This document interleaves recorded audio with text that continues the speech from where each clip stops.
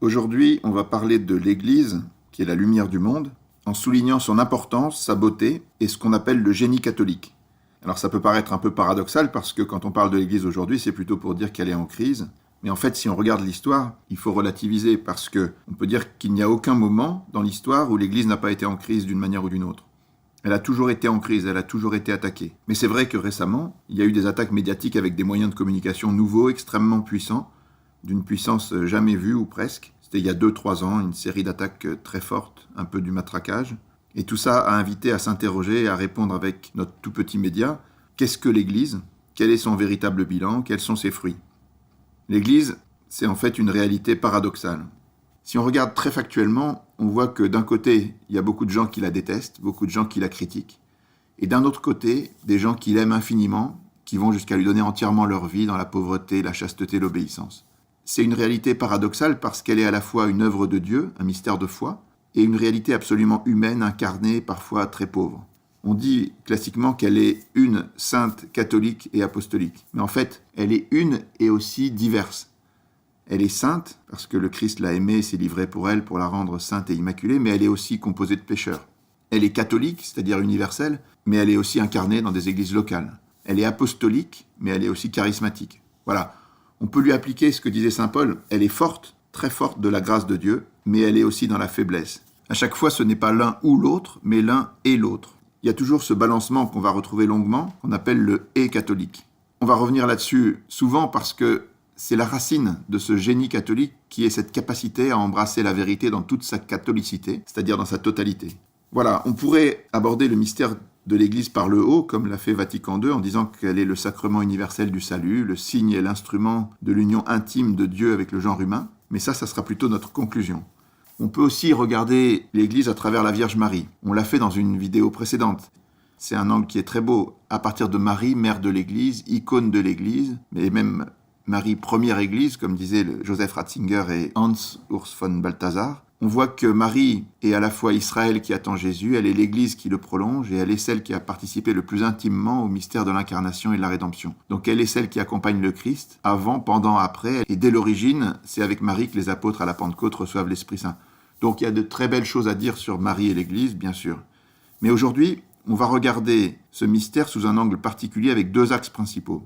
Le premier, ça sera de rappeler la place centrale de l'Église dans le plan de Dieu. Et le deuxième, c'est de regarder les fruits de cette Église puisqu'on juge l'arbre à ses fruits. Ça va nous amener à détailler 7 parties. Une première partie pour voir que Jésus a institué l'Église d'une manière très réfléchie et que c'est le seul héritage qu'il nous laisse. Une deuxième pour voir que l'Écriture est très importante mais que l'Écrit a de grandes faiblesses et que c'est pour ça que l'Écriture est liée à l'Église de 1000 manières. On verra ensuite comment l'Église nous conduit à la vérité tout entière avec ce fameux « et catholique ». On parlera ensuite des hérésies qui détournent de la vérité, en particulier du protestantisme, qui est un cas d'école. Et puis on verra que l'Église a suscité la plus grande vague de charité au monde. Après, dans une partie plus spirituelle, on évoquera la prière de l'Église, qui est le cœur de sa vie. Et on terminera sur le magistère, parce que le magistère, c'est un peu le point clé pour bien voir à quel point il est raisonnable de reconnaître l'Église et nécessaire et indispensable de la suivre. Voilà. Mais si on veut comprendre l'Église, il faut d'abord revenir aux intentions de son fondateur. Qu'est-ce que Jésus a fait sur la terre ? En fait, pendant les 3 années de vie publique, il s'est surtout consacré à une chose, il a institué l'Église, et à la fin, il ne nous a rien laissé d'autre que l'Église. Quand il est passé sur Terre, il n'a pas écrit une ligne, il n'a rien construit, il n'a pas fait de politique, il n'a pas fait de révolution, il n'a rien changé dans les lois de la cité, il n'a rien découvert en science, il n'a laissé aucune œuvre d'art, il n'a rien fait dans le domaine militaire, il n'a pas conquis de royaume. La seule chose qu'il a faite, et sur laquelle il s'est concentré pendant 3 ans, ça a été d'appeler, d'enseigner, de former, d'organiser des hommes et des femmes qu'il a pris avec lui. Il en a choisi 12 et il les a institués. Ce mot est très important, c'est le mot d'institution. Quand Jésus choisit les 12, il se retire pendant une nuit de prière entière, puis il les appelle. Le texte de l'Évangile dit « Il en institua 12 pour qu'ils soient avec lui ». La seule chose qu'il leur demande, en fait, c'est d'être avec lui. C'est d'avoir des relations humaines avec lui pendant 3 ans pour qu'ils le connaissent intimement, pour qu'ils vivent une relation, qu'ils passent du temps avec lui et qu'ils deviennent des témoins véridiques, capables de transmettre tout ce qu'ils ont vu et entendu de Jésus en profondeur. Il faut vraiment s'arrêter sur ça et voir que l'œuvre du Christ sur la terre pendant ces 3 années de vie publique, ça a été de former des personnes, de leur parler, de les enseigner, de leur montrer comment il était, de se faire connaître d'eux dans une relation humaine. Pourquoi cette volonté du Christ ? Pour bien le comprendre, il faut peut-être élever un peu le regard et regarder tout en haut. Dieu est amour, et Jésus, c'est la seconde personne de la Trinité. C'est un Dieu d'amour qui est un Dieu de relation. Donc ce qui l'intéresse en fait, ce sont les relations. Et c'est pour ça qu'il a voulu parler à des hommes, s'occuper des hommes et des femmes qui étaient avec lui, et avoir avec eux une relation personnelle. On peut se poser la question, pourquoi est-ce que le Christ n'a pas dit à ses disciples, allez, prenez un papier, un crayon, notez, il y a un Dieu, 3 personnes, tac, tac, tac, je vous explique, vous allez comprendre, voilà le catéchisme. En fait, il y a 2 réponses. La première, c'est que l'écrit est radicalement insuffisant, on va le voir plus tard. Et la deuxième, c'est qu'il ne cherche pas à nous remplir de connaissances, ça n'a aucun intérêt pour lui. Mais ce qu'il cherche, c'est l'amour. Il nous appelle à l'amour, à la relation, comme des amis. Alors qu'est-ce qu'il a fait donc? Il a choisi des hommes, il les a institués, et il les a revêtus de son autorité. Il leur a dit « Qui vous écoute, m'écoute ». Plus que ça, il s'est identifié à eux, c'est-à-dire que quand saint Paul persécute l'Église, le Christ lui apparaît en lui disant « Pourquoi me persécutes-tu » Donc, en persécutant les disciples, on persécute directement Jésus. Voilà, donc c'est très important de voir que cette Église a été fondée sur Pierre et sur les apôtres, les 12, qui sont les 12 fondations qui vont juger les 12 tribus d'Israël, et à qui on doit se référer, comme saint Paul le fait lui-même, de peur d'avoir couru pour rien. Ce qui est intéressant aussi, c'est que le Christ a fait la même chose que ce que Dieu a fait dans l'Ancien Testament. Quand Dieu se révèle à Moïse, il ne lui a pas donné la Bible, mais il lui a parlé pendant 40 jours sur le mont Sinaï, au sein du peuple qu'il a choisi, le peuple d'Israël, à qui il va donner une terre, la terre promise, une ville, Jérusalem, et un temple au cœur duquel il y a le Saint des Saints. Dieu fait cette révélation et il donne ses commandements en mettant en place une structure, avec Aaron, le grand prêtre, dont la charge se transmet ensuite de génération en génération, 12 chefs des prêtres, qui étaient les représentants de toutes les tribus d'Israël, 72 membres d'un conseil qu'on appelle le Sanhédrin, et puis il y avait aussi des prêtres, des lévites, des anciens, des docteurs, des scribes. Donc Dieu a structuré son peuple, et c'est bien après que sont venues les Écritures. Moïse, au commencement, il reçoit les paroles de Dieu dans une relation avec lui, mais ces paroles ont été mises par écrit longtemps après. Et puis les prophètes qui sont venus encore plus tard ont écrit, et c'est aussi longtemps après que la structure que Dieu avait bâtie dans l'Ancien Testament a validé ou invalidé les paroles des prophètes selon qu'elle le reconnaissait comme des vrais ou des faux prophètes. En fait, ce qui est très frappant, c'est que Jésus a fait exactement pareil. Il a décalqué le modèle de l'Ancien Testament. À la place du grand prêtre, il a mis Saint Pierre, le pape, qui lui succède puisque le Christ est le seul grand prêtre. À la place des 12 chefs des prêtres pour les 12 tribus d'Israël, il a institué les 12 apôtres qui vont donner les évêques. À la place des 72 membres du Sanhédrin, même si c'est pas vraiment à la place, mais en rapport avec ces 72, il forme les 72 disciples qui vont donner les conciles, la collégialité. Et puis il y a les pasteurs, les diacres, les anciens, les docteurs, et des prophètes aussi dans le Nouveau Testament. Et même aussi des vierges, des veuves, c'est-à-dire des consacrés.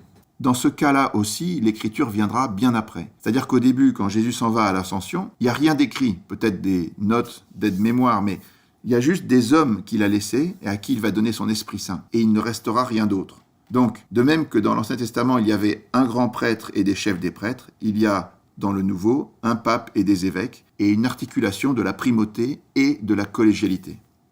Là encore, il faut s'arrêter un petit peu et s'interroger. Même les païens reconnaissent que Jésus est un homme absolument exceptionnel. C'est l'homme qui a eu le plus d'influence sur l'histoire de l'humanité. Et donc, il était remarquable, il était réfléchi. Il a préparé pendant 30 ans cette œuvre publique qui n'a duré que 3 ans. Donc, ce qu'il a fait, ce qu'il a choisi de faire, il l'a fait très consciemment. Or, il ne nous a laissé aucun texte. Par contre, il a voulu nous laisser une église à qui il a donné son esprit en nous disant « Je serai avec vous tous les jours jusqu'à la fin du monde ». Donc, il faut bien voir que tout ça part d'une volonté absolument claire de Jésus et que c'est très réfléchi. Et en fait, quand on regarde a posteriori, c'était la chose à faire parce qu'on voit bien que l'Église a fonctionné, qu'elle a pu conserver toutes les paroles du Christ et remplir toutes ses missions. Donc, voilà l'héritage de Jésus, l'Église et son magistère. À cause de ça, on peut dire que c'est absurde de prendre la Bible sans l'Église. Saint Augustin nous dit « Je ne croirais pas l'Évangile si l'autorité de l'Église catholique ne me l'imposait pas. » Pourquoi ? Mais parce que c'est l'Église qui a reçu l'autorité du Christ. En fait, ce sont les premières églises qui ont écrit, qui ont rassemblé, qui ont édité et qui ont conservé tous ces textes. S'il n'y avait pas eu l'Église, il n'y aurait jamais eu l'Évangile. C'est elle qui a distingué les écrits qu'elle a jugés canoniques d'autres écrits qu'elle a jugés apocryphes. C'est elle qui a fait le tri. Et ensuite, après avoir permis la rédaction de ces textes, c'est elle qui a rassemblé, publié, conservé, diffusé l'ensemble du Nouveau Testament. Et c'est seulement en elle que ces textes reçoivent leur juste interprétation. Pourquoi ? Parce que l'écrit pose problème. L'écrit a en soi, par nature, une grande faiblesse, c'est qu'il faut l'interpréter. Et c'est un énorme problème. Platon a publié un texte sur la naissance de l'écriture, le mythe de Teute dans Phèdre, qui décrit l'écrit comme ayant l'apparence d'un être vivant, alors qu'en fait c'est un être mort qui ne répond pas quand on l'interroge.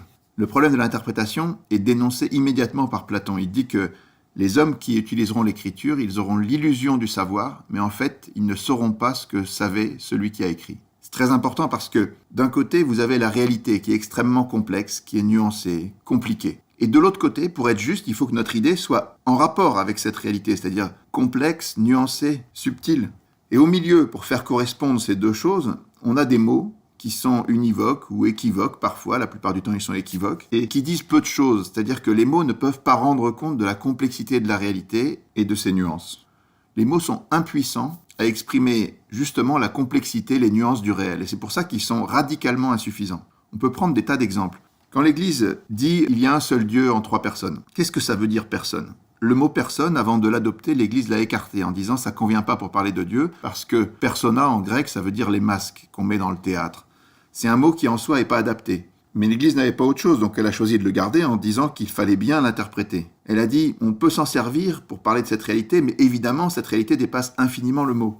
Si vous regardez aussi les paroles de Jésus à l'Eucharistie, « Ceci est mon corps, faites cela en mémoire de moi ». Ces mots sont insuffisants pour comprendre de quoi on parle. Il faut l'interprétation. Si vous prenez le chapitre 6 de Saint Jean, si on vous donne que le texte, vous êtes dans le flou le plus total. Il y a même des francs-maçons qui utilisent l'évangile de Saint Jean et qui lui font dire des tas de choses qui n'ont rien à voir avec l'esprit dans lequel ce texte a été écrit. Si Jésus avait écrit un texte et il nous avait laissé un texte, il y aurait 1000 manières de l'interpréter, on ne saurait pas ce que les mots et les phrases veulent dire exactement. Donc il a choisi une autre méthode. Encore une fois, il a formé des hommes, il les a constitués en corps, il leur a donné son Esprit Saint, il a garanti avec sa puissance que ce corps serait maintenu jusqu'à la fin des temps pour qu'on ait la juste interprétation de ces paroles qui ne passeront pas. Vous savez, il a dit « Le ciel et la terre passeront, mais mes paroles ne passeront pas », il fallait bien quelque chose pour le garantir. On peut dire que l'Église, c'est comme l'exécuteur testamentaire de Jésus. Quand un grand auteur veut que sa pensée ne soit pas trahie, il nomme un exécuteur testamentaire pour que dans l'avenir, on interprète de manière juste ses textes. Eh bien, l'Église, c'est l'exécuteur testamentaire de Jésus. C'est-à-dire l'entité qui est nécessaire, qui est indispensable pour dire « Oui, c'est comme ça que pensait Jésus » et « Non, c'est pas comme ça qu'il faut interpréter telle ou telle chose ». Voilà. Et cette Église, elle existe depuis Jésus. Elle est une succession ininterrompue depuis Saint Pierre, avec l'un, Clé, Clément, et donc 266 papes, de Pierre au pape François. Et cette continuité, c'est une chose capitale, même si l'histoire a souvent été un peu rock'n'roll. Il n'y a jamais eu de rupture, ça c'est sûr. Mais quand on fait ce tableau-là, il faut le modérer un tout petit peu, parce que la vie de l'Église, c'est pas un long fleuve tranquille. Les 19 premiers papes sont morts martyrs, il y a eu des persécutions sans nom, il y a eu des moments où c'était les grandes invasions, des moments de crise affreuse, toutes sortes de crises.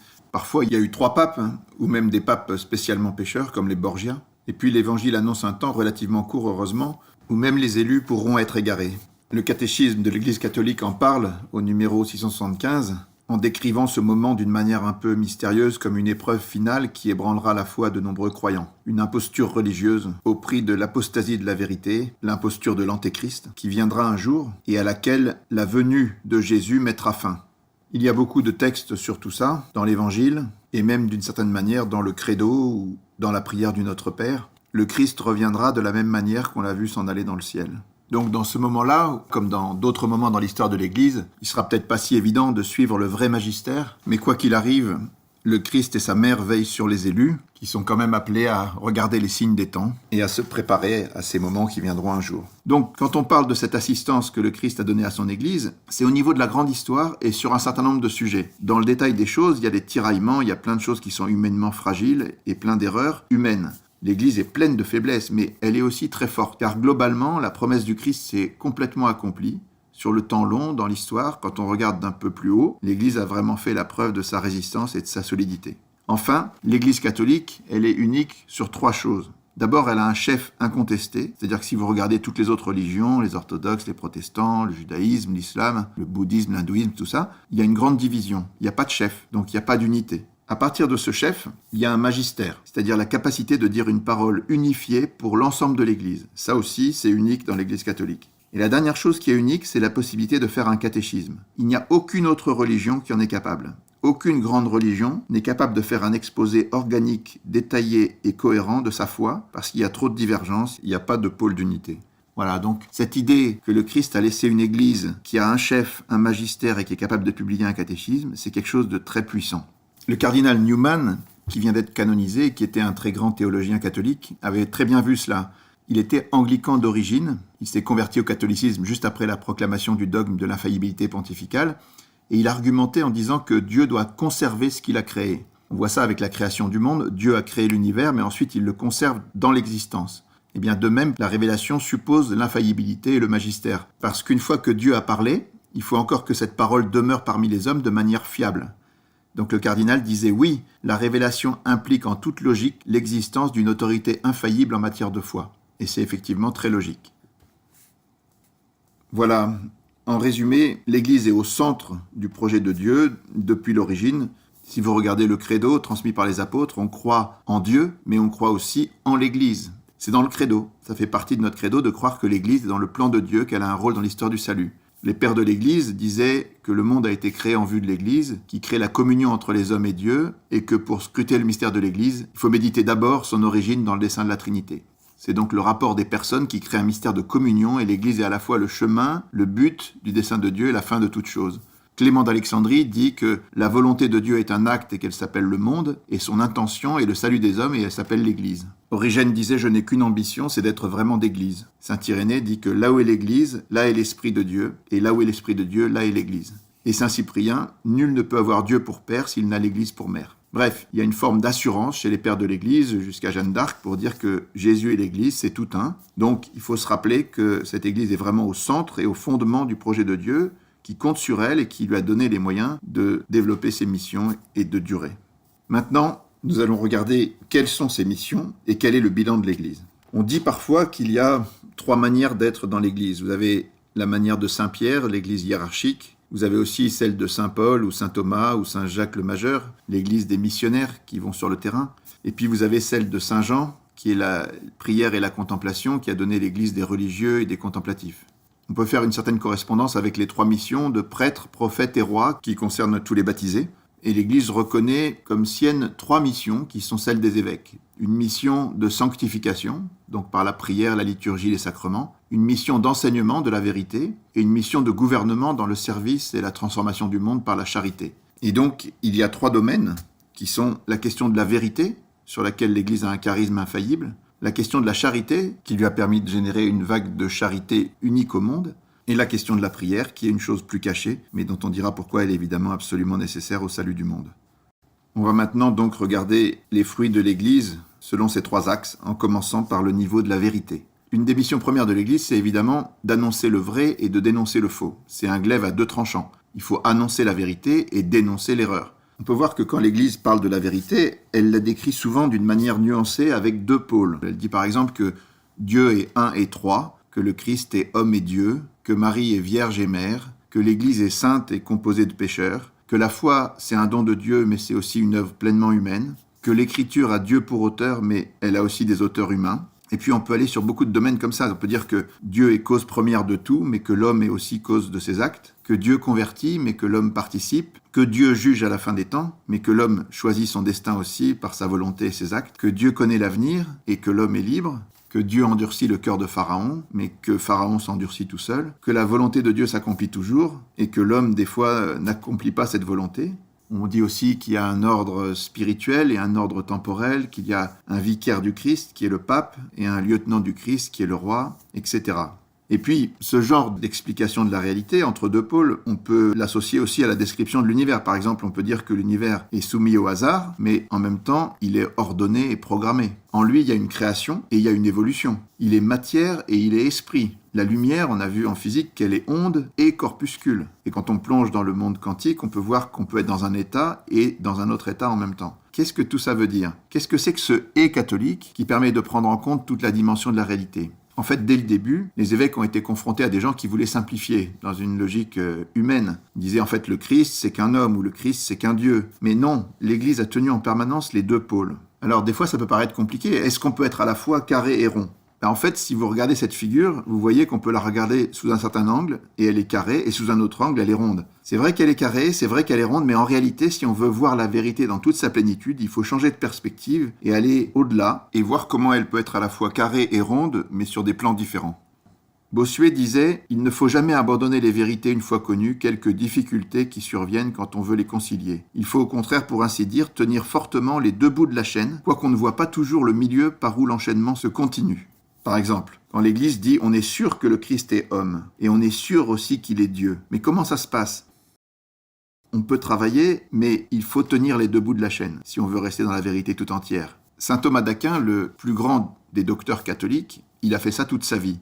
Si vous regardez la Somme théologique, vous verrez que sur chaque question, il dit dans un certain sens, on peut penser comme ça. Dans un autre sens, on peut penser autrement. Voilà la solution, et voilà comment on peut résoudre les différentes contradictions apparentes. En fait, saint Thomas trouve toujours une solution plus englobante qui permet de garder la vérité tout entière. Et en faisant ça, c'est son génie propre, il est extrêmement catholique parce que non seulement il s'appuie sur le savoir de ses prédécesseurs, il n'invente pas tout, et en même temps, il a un respect de la vérité qui fait que il ne veut jamais s'aborder une partie pour rendre les choses plus simples. Donc, cette attention de rester toujours dans la plénitude de la vérité, comme l'Esprit Saint doit nous y conduire, elle est capitale et c'est le génie catholique. La question qui se pose après naturellement, c'est de savoir si on peut classer quelque peu ces binômes. Alors, il y a une première classification qui domine un petit peu toutes les autres, c'est la question de la grâce et de la nature, qui est une question compliquée, parce que c'est l'articulation de l'action de Dieu par rapport à nos actions à nous. Et comme Dieu est transcendant, sa manière de faire nous échappe. C'est-à-dire que c'est difficile de spécifier, de décrire la manière dont la grâce agit dans la nature. Saint Augustin, quand il en parlait, il prenait la comparaison du voilier. Il disait que le voilier avance parce qu'il y a le vent. C'est le vent de la grâce qui fait avancer le voilier, mais si l'homme ne tend pas la voile, le voilier ne bouge pas non plus. Donc, il y a deux actions pour que ça marche. Il faut que la grâce et la nature se combinent. Il faut que l'homme agisse en ce qui le concerne et que ça n'empêche pas l'action de Dieu qui est primordiale. Une autre comparaison qui a été prise dans l'histoire de l'Église, c'est l'instrument de musique. Vous avez 3 niveaux, il y a celui qui fait la partition d'un côté, puis vous avez le musicien et l'instrument. La musique, elle est 100% de l'instrument, elle est aussi 100% du musicien, mais sur des plans différents. Donc on voit un peu comment les choses peuvent s'articuler. C'est en ce sens qu'on peut dire par exemple que l'écriture est 100% l'œuvre d'un homme, et en même temps elle est la parole de Dieu à 100% aussi. Dieu est l'auteur de l'écriture à sa manière, selon la grâce. Comme on le disait, il n'est pas toujours facile de décrire comment les choses fonctionnent. Comment est-ce que Dieu peut être, par exemple, la cause de tout dans le monde et que nous soyons nous aussi cause de nos propres actes? Puisqu'on est libre, on est aussi la cause de nos propres actes, sinon on n'est pas vraiment libre. Mais alors comment est-ce que la causalité totale de Dieu sur l'ensemble de l'univers peut se concilier avec cette causalité qu'on exerce de manière entièrement libre, si on est libre? Tout ça a été étudié par les théologiens sans donner des solutions très évidentes. Il y a eu des débats terribles à partir de 1597 entre les dominicains qui tenaient la position de saint Thomas et les jésuites, disciples de Molina, les molinistes qui tenaient une autre position. Et après 120 réunions étalées sur plus de 10 ans, le pape Paul V a renvoyé tout le monde à la maison en disant « on ne peut pas trancher ». Et de ce fait, les deux doctrines sont tout à fait libres au sein de l'Église. On peut être thomiste ou moliniste. L'Église a dit « écoutez, on n'a pas la solution, mais on est sûr qu'on veut garder l'ensemble des deux vérités, que Dieu est cause de tout et qu'il est maître de l'histoire, et en même temps que l'homme est entièrement libre ». Mais on ne voit pas exactement de quelle manière ça se produit. Il y a aussi d'autres types de binômes qui sont des pôles opposés qu'on ne doit jamais négliger pour bien décrire le réel. Par exemple, si vous parlez de la Vierge Marie, vous pouvez dire comme Peggy qu'elle est infiniment grande parce qu'elle est infiniment petite. Et effectivement, la Vierge Marie, c'est à la fois la reine de l'univers et une humble servante. Si vous la regardez comme une humble servante seulement, vous n'avez pas l'ensemble du mystère de Marie. Et si vous la regardez comme la reine de tout sans voir qu'elle est aussi humble et servante, c'est pareil. Pour bien tenir l'ensemble du mystère de Marie, il faut les deux. Les théologiens nous disent qu'elle est montagne et abîme, qu'elle est reine et servante, qu'elle est épouse et inépousée, fontaine scellée et ouverte à tous, mère de tous. Elle est vierge et féconde, elle est le secret du roi et en même temps elle est connue dans toutes les générations. Elle est infiniment heureuse et bienheureuse et elle est infiniment douloureuse aussi. C'est pareil pour Saint Joseph qui est à la fois un prince de la lignée de David et l'humble charpentier de Nazareth. Il est avec Marie dans un mariage qui est à la fois virginal et fécond. On peut dire de même des apôtres qui sont tristes et joyeux, qui sont pauvres et riches, qui possèdent rien, mais ils possèdent tout. Ils surabondent de joie et ils sont dans des tribulations permanentes. Pour le pape, on peut dire qu'il est le pontife suprême de l'Église universelle et en même temps il est l'évêque de Rome. L'Église, elle est le nouvel Israël et l'ancien Israël n'est pas rejeté. À chaque fois, si on oublie un des pôles, on est dans l'erreur. Et on peut prolonger à d'autres exemples. Par exemple, l'homme est poussière et image de Dieu. Il est doué d'intelligence et de volonté libre. Il est éduqué avec l'inné et l'acquis. Ses connaissances lui viennent des sens et de sa capacité d'abstraction. Il y a le personnel et le communautaire. En l'humanité, il y a le masculin, le féminin. Et patati et patata. On retrouve cela dans le domaine moral aussi. La sagesse de l'Église nous dit qu'il faut agir comme si tout dépendait de nous, en sachant que tout dépend de Dieu. Il y a cette sagesse profonde, ora et labora, la prière et le travail, c'est une attitude juste. Si vous êtes que dans la prière sans agir, vous êtes un peu un illuminé. Si vous êtes que dans l'action sans la prière, vous êtes un païen. Pour avoir la bonne attitude chrétienne, il faut les deux. C'est pareil quand vous êtes en relation avec des gens, il faut être dans l'amour et la vérité. Si vous êtes que dans l'amour sans la vérité, ça pose problème. Si vous êtes que dans la vérité sans amour, ça pose d'autres problèmes. Le pape François dit souvent que le diable dit la vérité, mais c'est pour condamner, alors que le chrétien dit la vérité pour sauver. Quand vous parlez avec des musulmans, il faut être dans le dialogue et l'annonce, jamais l'un sans l'autre. C'est pareil avec la loi et la liberté, la lettre et l'esprit, le texte et l'interprétation, les paroles et les actes. Si vous êtes dans l'action sans jamais parler, vous ne transmettez rien. Si vous êtes dans les paroles mais que vous ne faites rien, vous êtes un peu hypocrite. Ces équilibres sont partout dans la vie morale. Il faut aimer Dieu et le prochain. Il faut se guider avec sa raison, sa vie intérieure et le magistère de l'Église. L'homme et la femme sont égaux et l'homme est le chef de la femme. La femme doit être soumise à son mari et les maris doivent aimer leur femme jusqu'à donner leur vie.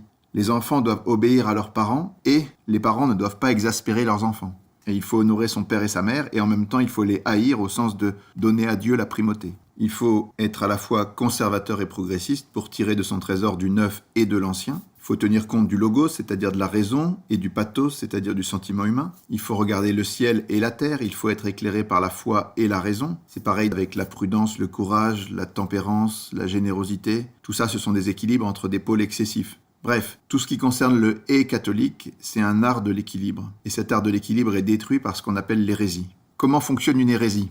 Au lieu de garder les deux pôles, en fait, fondamentalement, elles en choisissent un. Hérésie, ça veut dire choix. Le procédé est un peu toujours le même. Vous avez à l'origine un grand esprit, quelqu'un de brillant, qui voit très très bien une partie de la vérité, mais qui en oublie une autre. Quand Pie XI condamne le communisme, il dit « Les plus grandes erreurs ont toujours une part de vérité sans quoi elles n'auraient aucune attirance ». Par exemple, Marx a très bien vu que l'argent était important et que la condition des ouvriers était dramatique, qu'il y avait une certaine lutte des classes, mais il en a fait un absolu, c'est devenu une erreur. Pour Freud, c'est pareil, il a vu que l'attirance sexuelle était importante, le désir sexuel, mais il en a fait un absolu et c'est devenu une erreur. Quand vous avez Nietzsche, Darwin, c'est pareil. Nietzsche a bien vu la volonté de puissance, mais il en a fait l'alpha et l'oméga des choses et ça, c'est pas vrai. Et Darwin, il a prétendu tout expliquer par la sélection naturelle, qui est une réalité, mais c'est pas ce qui explique tout et loin de là. Donc quand on pousse une vérité à un niveau absolu, ça devient une erreur. Les plus grandes erreurs sont souvent des vérités partielles, on va dire. C'est des manières de voir une partie de la vérité, mais sans le génie catholique qui consiste à garder les équilibres. Et alors on a un cas typique et absolu de l'hérésie, c'est le protestantisme. Parce que dans le protestantisme, ce choix est proclamé, il est caricatural, c'est-à-dire que les protestants disent il y a 5 sola. Sola scriptura, sola fide, sola gratias, solus Christus et soli Deo gloria. C'est-à-dire seulement l'écriture, la foi, la grâce, Dieu et le Christ. Alors bien sûr, on n'a rien contre l'écriture, on doit vénérer l'écriture, mais si on oublie la tradition, c'est un problème. Parce que c'est écriture et tradition. On n'a rien contre la foi, mais si on oublie les œuvres, c'est pas bien. La grâce, c'est pareil. C'est la grâce et la nature. Le Christ, oui, évidemment, mais le Christ et l'Église, parce qu'il l'a voulu ainsi. Et la gloire de Dieu, oui, mais sans oublier les mérites des saints, parce que c'est lui-même qui veut les honorer. Voilà. Alors on va critiquer un peu le protestantisme. C'est pas pour être méchant, mais les protestants ne se gênent pas pour critiquer l'Église catholique quand ils le sentent nécessaire, et c'est souvent nécessaire. Mais nous aussi, il faut qu'on soit dans la vérité par rapport à eux, parce que la vérité, ça oblige à dire d'abord qu'ils ont des qualités extraordinaires, ils nous ont apporté beaucoup. C'est grâce à eux qu'on a retrouvé le goût de la lecture de l'Écriture sainte. C'est par eux qu'est venu le mouvement charismatique, c'est aussi très important. C'est par eux qu'on a repris le sens de l'évangélisation et de la mission. Les évangéliques, ils sont partis de zéro au début du XXe siècle, ils sont 500 millions aujourd'hui. Donc c'est un désir missionnaire fantastique qu'on ferait bien d'imiter. Et s'il y a des chrétiens dans tous les villages d'Algérie, aujourd'hui, c'est grâce à eux.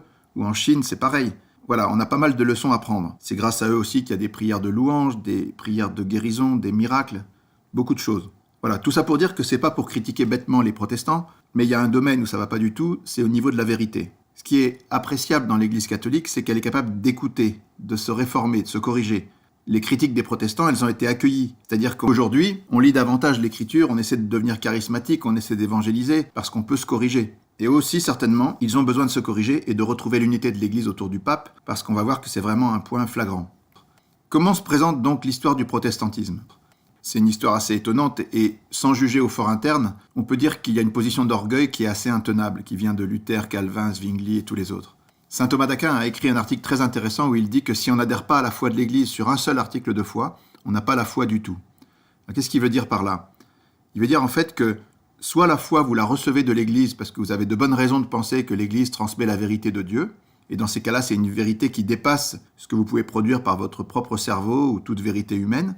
Si par contre le critère ultime de vérité c'est ce que vous avez décidé de croire, si c'est votre cerveau qui décide si tel article de foi est vrai ou tel autre est faux, ça veut dire qu'en dernière instance ça repose sur vous, donc sur rien de sérieux. Et dans ces cas-là, vous n'avez pas la foi du tout. Vous ne la tenez pas de l'Église. Alors comment ça s'est fait pratiquement ? En fait, en 1517, le 31 octobre, Luther affiche sur l'église de Wittenberg les 95 thèses personnelles où il dit « Voilà l'église, le pape, à mon avis, raconte des choses qui ne vont pas, voilà ce qu'il faudrait penser sur la question des indulgences en particulier. » Et ça, c'est pas encore très grave parce qu'on a le droit d'avoir un avis sur ce que dit le pape ou l'église. Mais après, il y a des échanges avec le pape. Et le pape fait une bulle, et en décembre 1520, Luther brûle de manière publique la bulle du pape et il rompt avec lui. Ça, c'est une attitude qui est un point de basculement. Parce que les papes de l'époque n'étaient pas forcément extrêmement brillants. 2 siècles avant, et Saint François lui aussi trouvait qu'il y avait des problèmes dans l'Église et il pensait que les évêques et le pape ne se comportaient pas de manière complètement évangélique. Mais au lieu de prendre le contre-pied et de se proclamer magistère en face de ces personnes, il s'est converti lui-même, il est parti vivre de pauvreté, il a transformé l'Église. Mais Luther, il fait pas ça. Luther, il dit, en fait, je vais revenir à la foi de toujours, les papes d'aujourd'hui ont dévié, ils se sont trompés, et moi je vais vous expliquer quelle est la vraie foi. En fait, au départ, il voulait pas créer une autre Église, il voulait juste retrouver la foi pure, la foi du passé. Mais là où il y a un dérapage, c'est qu'il est en train de dire ce que le pape, les évêques, les conciles, les pères, les docteurs enseignent depuis 2000 ans, c'est bien, mais moi, je vais vous dire aujourd'hui ce qu'est la vraie foi. Et juste derrière lui, il y en a un autre qui arrive qui s'appelle Zwingli et qui dit non, c'est pas Luther qui a raison, c'est pas les papes, les conciles, les docteurs, non, c'est moi. Et puis après, il y a Calvin qui dit non, c'est pas Luther, c'est pas Zwingli, c'est moi. Et ça continue comme ça sans cesse. Donc, encore une fois, on peut critiquer les papes et les évêques, c'est pas gênant, on peut les critiquer avec respect. Mais il y a un acte de rupture qu'il ne faut pas faire, il y a une ligne jaune à pas dépasser. C'est comme un père de famille. Vous avez le droit de trouver que votre père est trop violent, qu'il dit des gros mots, que c'est pas bien, qu'il est alcoolique. Ça fait beaucoup de choses, et c'est pas bien du tout. Mais ça reste votre père.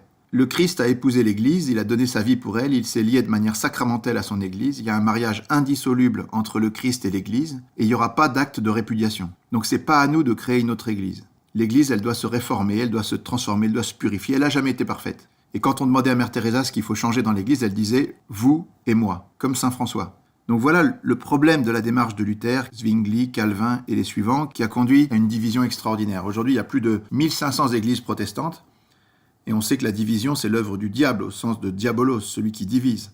C'est pas ce que le Christ voulait. Il voulait qu'on soit unis autour du pape et des évêques. Voilà. Donc tout ça nous ramène à la question du magistère. Derrière Luther, Calvin, Zwingli, il y aura les anabaptistes, les puritains, les méthodistes, une succession de réveils, de pentecôtisme, le mouvement évangélique, une diversité et aussi des divisions à n'en plus finir et des rivalités insurmontables. Avant le protestantisme, l'Église avait déjà dû s'opposer à énormément d'erreurs. Il y avait les gnostiques, marcions, les ébionites, les adoptionnistes, l'arianisme, le docétisme, le pélagianisme, le nestorianisme, le monophysisme, les iconoclastes et plein de choses, les cathares, les vaudois, les jansénistes, les unitariens, les modernistes, toutes sortes de millénarismes. Bon, ça a pullulé dans le passé, ça continue aujourd'hui. Aujourd'hui encore, vous avez des chrétiens qui trouvent que le pape et les évêques ne sont pas parfaits et ils deviennent intégristes. Ils ont exactement la même démarche que Luther, c'est-à-dire qu'ils sont dans une attitude de vouloir retrouver la foi de toujours en se positionnant eux-mêmes comme le nouveau magistère et en jugeant l'Église. Et là, ça franchit la ligne jaune. Et puis aujourd'hui, il y a quelque chose de complètement nouveau avec Internet. On dit que dans les 3, 4, 5 dernières années, il y a eu plus d'informations produites que dans toute l'histoire de l'humanité auparavant. Tout le monde devient youtubeur, nous aussi.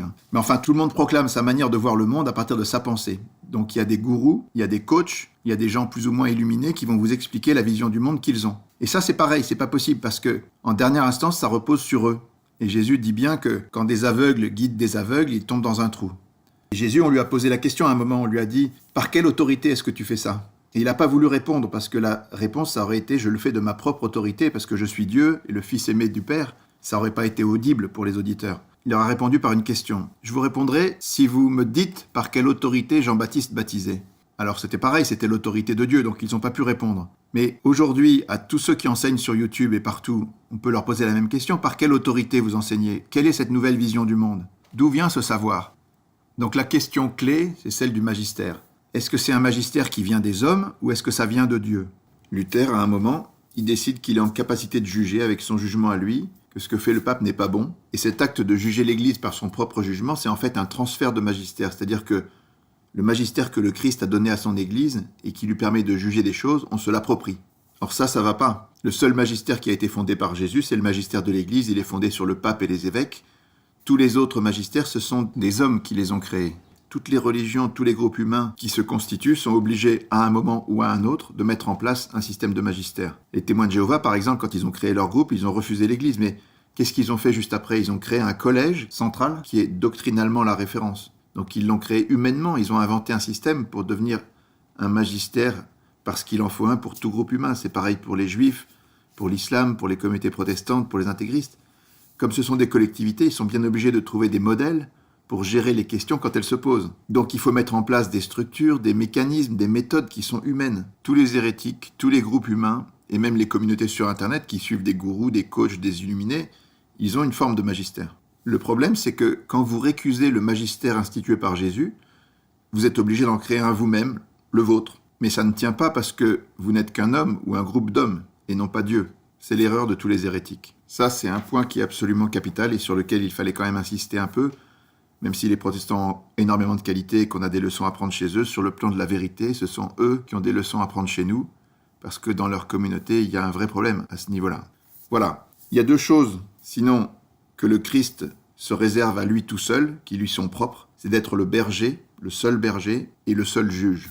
Il est le berger, le vrai berger qui donne sa vie pour ses brebis, et il dit même que tous ceux qui sont venus avant lui sont des voleurs et des bandits. Mais ce berger a dit à Pierre, « Sois le berger de mes brebis ». C'est-à-dire qu'il a transmis sa charge d'être le berger, le pasteur, à un homme qu'il a choisi, qu'il a désigné, qu'il a institué. Et donc, il faut accueillir et respecter ce choix. Et puis, il est le juge. Donc, c'est pas à nous de juger qui que ce soit. Et puis, comme on a tapé un peu sur les protestants, un peu sur les intégristes, un peu sur les youtubeurs et les gourous de notre époque, il faut pas faire les malins non plus parce que, en tant que catholique, on a reçu énormément et il nous sera beaucoup demandé. Donc, en fait, tout le retard qu'on a par rapport aux protestants sur plein de choses, au niveau de l'engagement évangélique, de l'action missionnaire et tout ça, le Christ peut ne pas le comprendre, parce qu'on a tellement reçu qu'on devrait être largement en avance, et c'est pas le cas. Voilà, donc chacun doit balayer devant sa porte et ne pas juger, puisque le Christ est le seul juge. Quel est le fondement de ce charisme de vérité infaillible de l'Église ? Il est basé sur des tas de promesses du Christ à Pierre et à ses apôtres. Il leur a dit « Qui vous écoute m'écoute, qui vous rejette me rejette ». C'est-à-dire qu'il identifie son action et son autorité, et il s'identifie lui-même à l'Église. Tout ce que vous aurez lié sur la terre sera lié dans le ciel.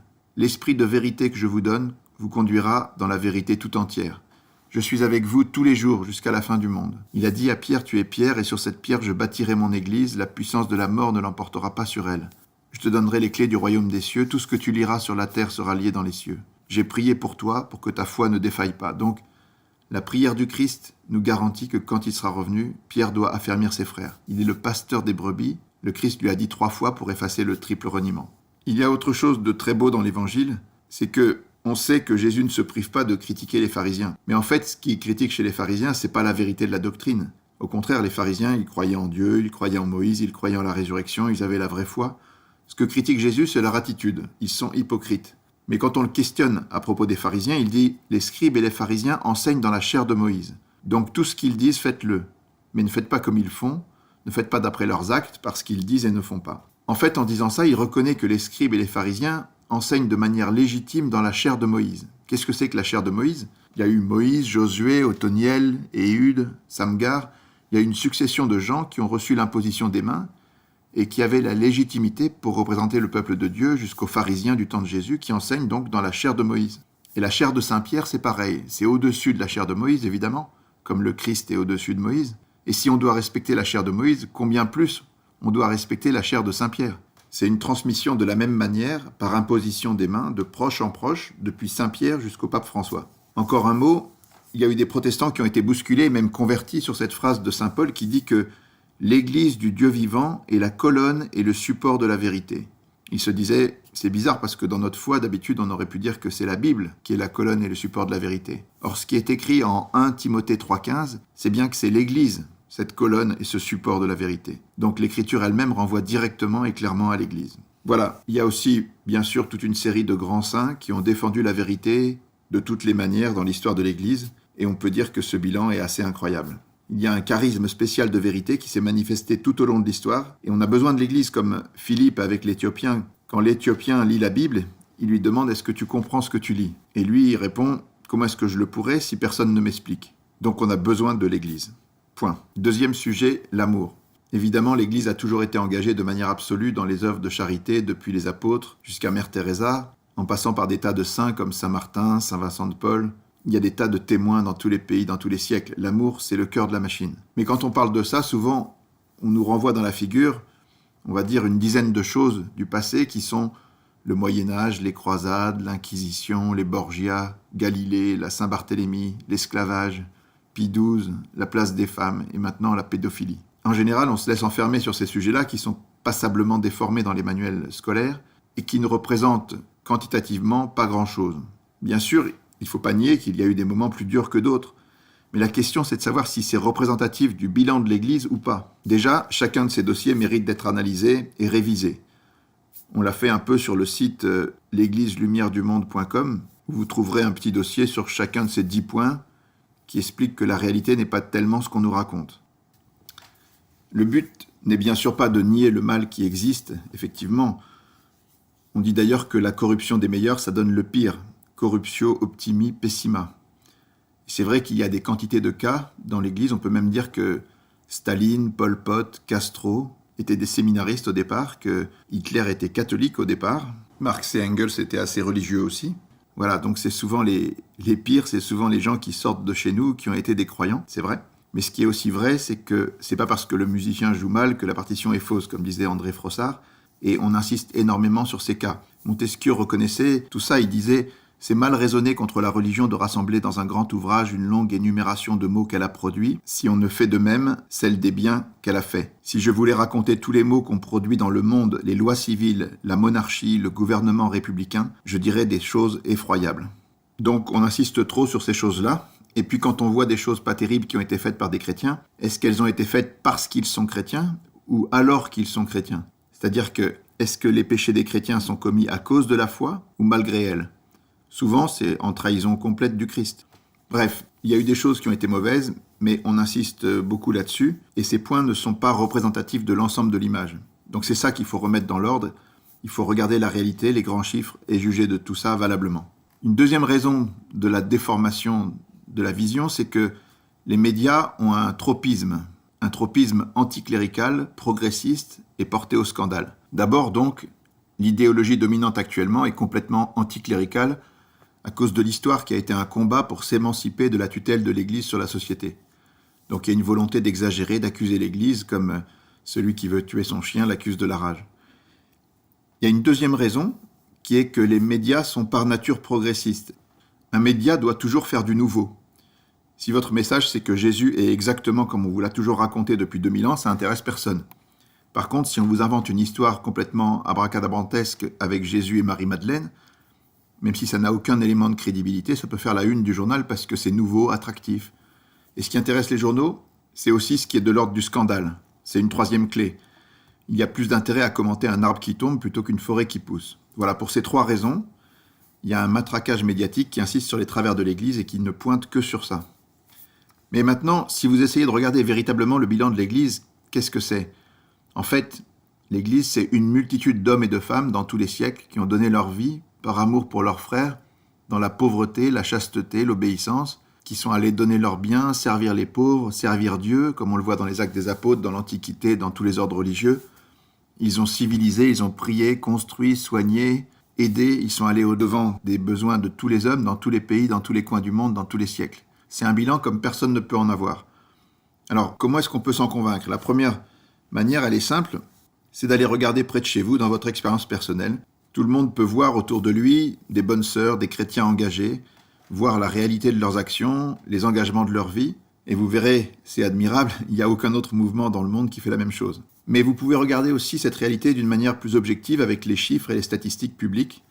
Dans le monde aujourd'hui, il y a plus de 600 000 sœurs et religieuses qui se dévouent tous les jours dans tous les services possibles pour aider les besoins des nécessiteux. Il y a 52 000 religieux, 400 000 prêtres qui donnent leur vie, 200 000 paroisses qui ont des œuvres de charité. Il y a des milliards qui sont récoltés chaque année dans tous les pays pour faire la charité, et tout ça sans aucune exclusive, c'est-à-dire que c'est pas que pour les catholiques, c'est pour tous les hommes dans une démarche absolument gratuite et pure, ce qui n'est pas le cas de beaucoup d'autres religions. Personne ne fait mieux que ça. Vous avez aussi les institutions qui ont été créées par l'Église, plus de 5 500 hôpitaux, 18 000 cliniques, 16 000 maisons de retraite, 10 000 orphelinats, la plupart dans les pays en voie de développement. Et tout ça pour soutenir, pour aider, pour nourrir, pour développer. Aucun autre mouvement ne peut être comparé à ça. Il y a plus de 140 000 écoles créées par l'Église dans toutes les parties du monde. C'est l'Église aussi qui a créé les universités, qui a fondé le système scolaire. Ça peut être comparé à rien. L'Église a aussi été partout au service du droit. Elle a combattu toutes les formes d'esclavage humaine. Elle a fait œuvre de civilisation par les moines qui ont défriché les terrains, asséché les marais, qui ont conservé les ouvrages, qui ont développé des métiers, fécondé les arts, la culture, tout ça. Il y a toute une œuvre aussi de justice et de paix, une œuvre au service des hommes. Bref, aucune organisation, évidemment, ne peut se comparer à l'Église catholique, dont le bilan, si vous allez voir dans le détail, tout ce qu'on rapporte, c'est dans le petit livre qu'on a publié, ce bilan est absolument impressionnant. Donc, sur le plan simplement humain, le bilan de l'Église est magnifique et extraordinaire. Comme sainte Thérèse de Lisieux l'avait découvert, l'Église a un cœur et ce cœur est brûlant d'amour. Et il faut donc aussi juger l'Église avec les immenses fruits de charité qu'elle donne tous les jours. Il ne faudrait pas que quelques arbres passablement grossis, déformés, cachent toute la forêt. Voilà, donc on peut dire que la conclusion numéro 2, c'est que la vague de charité que l'Église a produite est jamais vue, unique au monde, et elle traverse tous les siècles. Là aussi, il y a une liste de témoins innombrables, témoins de la charité, témoins aussi de la science qui a permis à l'homme de progresser. L'Église a été en pointe dans tous ces domaines. C'est pour ça que c'est dans les pays chrétiens que la science s'est développée et que la vie des hommes a été améliorée par la science et la technique. Enfin, il y a le niveau de la prière.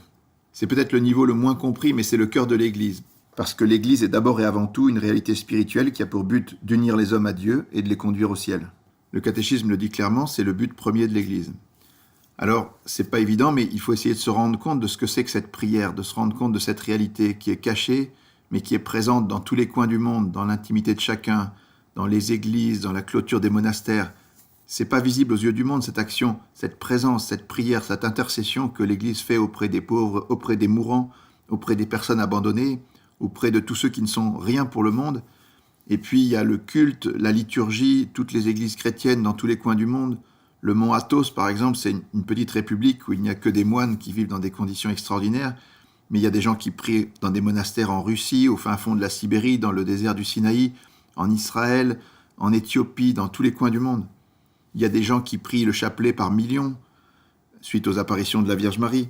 Il y a une œuvre de prière et d'intercession qui n'est comparable à rien, d'autant qu'elle est dans la vérité et qu'elle est efficace par les sacrements. Tout ce mouvement de prière et de cœur à cœur avec Dieu, il se déploie en dehors des journaux, en dehors de tout ce qui fait du bruit, de tout ce qui est prestigieux, mondain, clinquant, visible, dont la Bible nous dit que ce sont souvent des choses abominables aux yeux de Dieu. Bien au contraire, la prière, le bien, les personnes cachées, humbles, les saints qui soutiennent le monde par leur prière et leur sacrifice, c'est la réalité la plus profonde qui porte le destin du monde, mais elle est invisible aux yeux des hommes. Elle passe par l'engagement des prêtres, des mystiques, des religieux qui offrent leur souffrance pour le monde dans la communion des saints, qui chantent les louanges de Dieu, qui intercèdent pour leurs frères et sœurs. La question c'est, est-ce que le monde pourrait tenir sans ça ? Il pourrait peut-être tenir matériellement, mais les comptes véritables, on les fera au ciel. C'est-à-dire que le royaume de Dieu aurait-il pu s'ouvrir largement à tous les hommes sans cette prière ? Certainement pas. Ça reste du domaine de la foi et du domaine caché, mais on peut être convaincu qu'au ciel, on se rendra compte de l'importance de cette prière, qui aura été la sève du monde, qui aura changé le monde et qui aura porté d'innombrables âmes au royaume de Dieu. Quand on conclut notre petit livre, on dit en résumé que la vérité est une, mais l'erreur est multiple, et que c'est pour ça que Jésus a laissé son Église. Pourtant, malheureusement, les hommes d'aujourd'hui ont bien du mal à reconnaître ce trésor. Donc, dans une dernière partie, la 7e, on va montrer que seul le magistère de l'Église peut nous dire le vrai sur toutes les grandes questions qui nous dépassent. Qu'est-ce qui est raisonnable ? Comment est-ce qu'on accède à la vérité en matière métaphysique ? C'est pas si évident de parler des questions fondamentales. D'où venons-nous ? Quelle est notre origine ? Quelle est notre fin ? Pourquoi le mal ? D'où vient-il ? Qui en est responsable ? Est-ce qu'on peut s'en libérer ? Comment peut-on dire des choses intelligentes sur ces questions qui nous dépassent ? Quelle est la rationalité avec laquelle on va essayer d'avoir un discours vrai ? En fait, comme on avait dit dans une vidéo précédente, il y a 4 manières d'accéder à la vérité. Il y a votre expérience personnelle, celle que vous pouvez faire avec Dieu, si vous faites ce que Jésus demande, c'est-à-dire si vous gardez ses commandements, au bout d'un moment, il se manifeste à vous parce que votre prière est exaucée, vous le rencontrez personnellement. Ça, c'est l'expérience la plus forte, c'est celle qui permet aux gens d'être des témoins accrochés, de devenir des martyrs, parce qu'ils ont rencontré personnellement Jésus. Vous avez aussi le témoignage des gens que vous rencontrez, ou le témoignage des saints. Et puis il y a les 2 livres dont parle saint Augustin, le livre de la création, qu'on découvre par la raison, et le livre de la révélation, qui est accessible par la foi. Avec la raison, vous pouvez constater des expériences personnelles, vous pouvez évaluer la crédibilité des témoignages, et vous pouvez réfléchir sur tout ce qui vous est accessible dans la création, c'est-à-dire accessible à vos sens, le toucher, le visuel, tout ça, ou même un peu plus loin, accessible à votre raisonnement scientifique, expérimental, par la physique, la biologie, les mathématiques, vous pouvez déduire beaucoup de choses sur le monde qui vous entoure. Et en ces matières, saint Thomas dit que l'argument d'autorité, c'est le plus faible des arguments, parce qu'il vaut mieux entrer en matière de démonstration. Par contre, pour toutes les vérités qui nous sont inaccessibles, on ne peut pas répondre valablement autrement que par la foi et la révélation. À ce moment-là, l'argument d'autorité devient le plus fort, dit saint Thomas. Si vous avez ces questions, d'où vient-on, où va-t-on, qui est Dieu, qu'est-ce qu'il y a après la mort, toutes ces questions-là, vous ne pouvez pas les appréhender avec votre raison, ce serait déraisonnable. Vous êtes jeté dans l'existence sans mode d'emploi, et tout le monde cherche à avoir une lumière sur tout ça. Mais comment faire? Quelle est l'attitude raisonnable, rationnelle? En fait, la rationalité fonctionne encore, parce que l'Église chrétienne, elle est basée sur le logos. Le logos est à l'origine de tout. Au commencement, il y avait le logos était avec Dieu, et le logos était Dieu. Cette notion de logos, elle est très importante, c'est à la fois le sens, la rationalité, la loi, l'intelligence. C'est une notion très complexe, mais la foi chrétienne nous demande de rester toujours dans le logos, de faire confiance à la raison. Alors la raison, qu'est-ce qu'elle nous dit? Elle nous dit qu'il y a des preuves très fortes de l'existence de Dieu, des preuves accessibles à la lumière naturelle de la raison, qui sont d'abord des preuves philosophiques. On pourra résumer les trois grandes. La première, c'est Dieu qui est cause première de tout ce qui existe. Il n'y aurait rien si Dieu n'existait pas. Donc c'est Dieu qui donne l'existence à toutes les choses en permanence. On peut montrer que c'est nécessaire. Il y a la preuve par le commencement de l'univers. On peut démontrer par la philosophie, mais aussi maintenant par la thermodynamique, la cosmologie, avec l'illustration du Big Bang, qu'il y a un commencement à notre univers qui est constitué d'espace, de temps, de matière. Et donc, s'il y a un commencement, c'est qu'il y a un créateur qui le précède, qui est immatériel, non spatial, intemporel. On peut montrer aussi, et la science nous aide encore beaucoup sur ce point-là, qu'il y a un ordre dans l'univers, qu'il y a une intelligence extraordinaire qui a réglé tous les paramètres de l'univers, les constantes, mais aussi les lois, les données initiales. Donc, cet ordre, il faut bien qu'il ait un auteur, et c'est aussi une démonstration de l'existence de Dieu.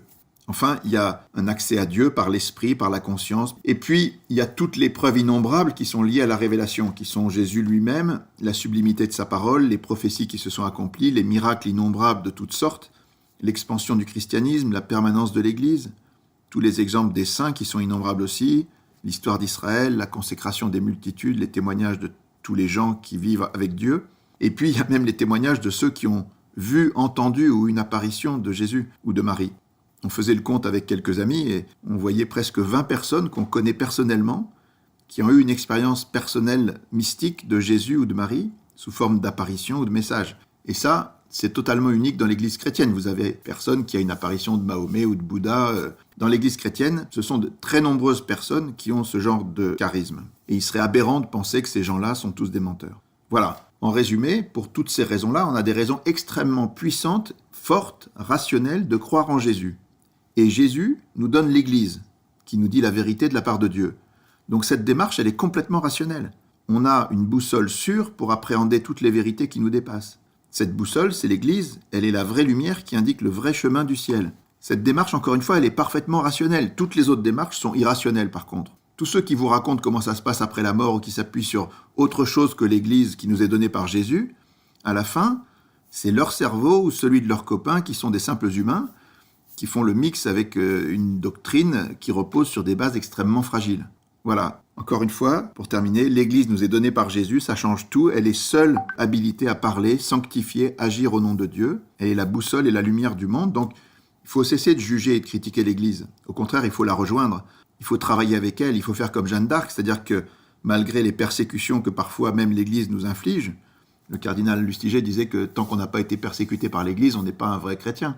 Eh bien, il faut reconnaître avec Jeanne d'Arc que l'Église et Dieu, c'est tout un. Il ne faut pas en faire de difficulté. Il faut rejoindre l'Église et la reconsidérer.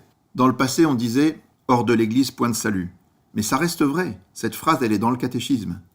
Évidemment, il faut l'interpréter correctement. C'est-à-dire que, oui, l'Église est le seul chemin vers Dieu, mais elle est composée d'une partie visible et d'une partie invisible. C'est-à-dire qu'il y a des gens qui appartiennent à l'Église parce qu'ils sont de bonne volonté, sans le savoir.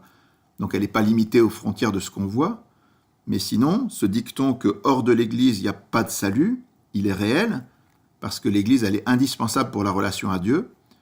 Et donc on comprend combien est vrai ce qu'a dit le Concile Vatican II. L'Église est bien le sacrement universel du salut. Elle est le signe et l'instrument de l'union intime de Dieu avec le genre humain. Bref, si on prétend se passer de l'Église et faire autrement avec notre propre cerveau, on est sûr et certain d'être dans l'erreur. Voilà en 2 mots. Donc si vous êtes convaincu, et si le petit livre vous plaît, vous pouvez en acheter, en distribuer, devenir missionnaire et transmettre tout ça à tout le monde avec cette vidéo aussi. Merci de votre engagement, de votre soutien, de votre aide et de votre prière.